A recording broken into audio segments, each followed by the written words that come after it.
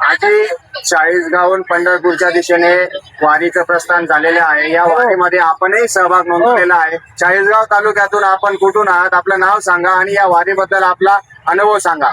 मी चाळीसगाव तालुक्यातून चाळीसगाव प्रॉपर चाळीसगावचीच आहे. प्रभात गल्लीमध्ये दत्त मंदिरावर राहते. सुमनबाई भाऊसाहेब कुंभार माझं नाव आहे.